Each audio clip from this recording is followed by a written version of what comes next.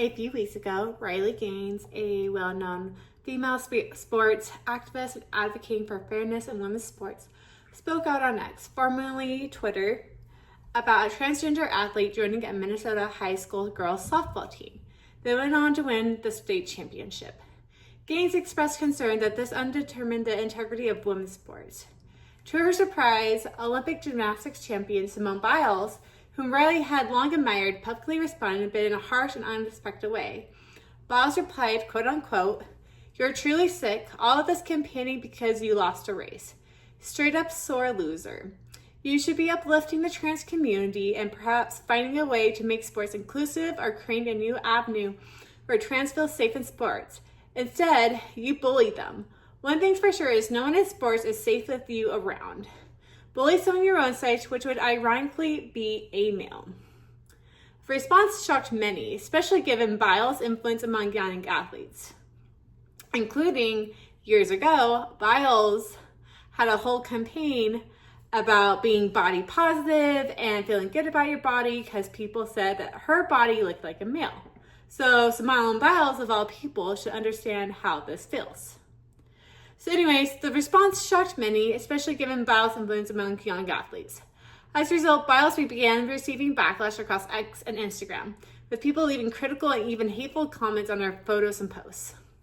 Riley later responded, pointing out factual errors in Biles' statements. Riley didn't lose her race. She tied with a transgender swimmer years ago in an NCAA competition. The media, specifically ESPN, chose to feature the transgender athlete as the winner for PR reasons. Riley is 5'6", a normal height for a female athlete, not unusually tall or masculine as Biles implied. A few days later, Simone Biles, with the help of her PR team, spoke out. She said she regretted making her post personal and attacking Riley directly. She supports both fairness and inclusivity in sports, but admits the current system doesn't adequately balances those principles.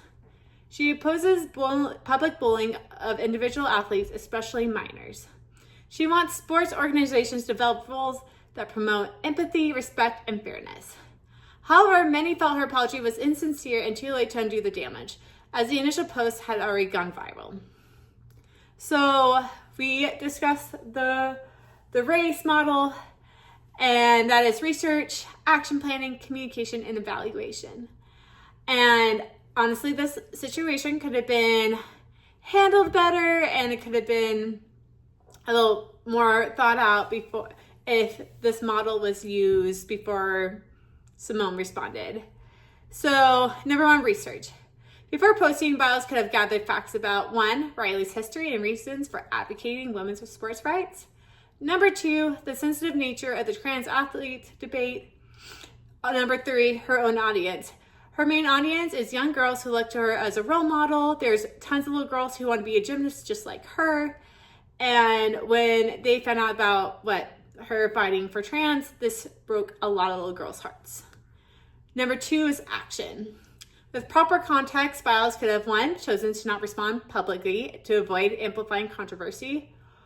Or, if she really did feel strongly about posting, she could have issued a separate post about inclusivity without targeting Riley.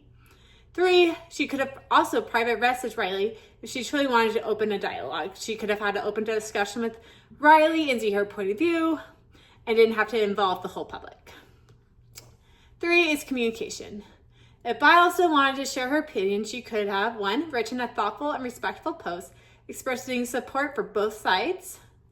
Or she could have avoided personal attacks, especially using phrases like sore loser or mocking someone's size or gender.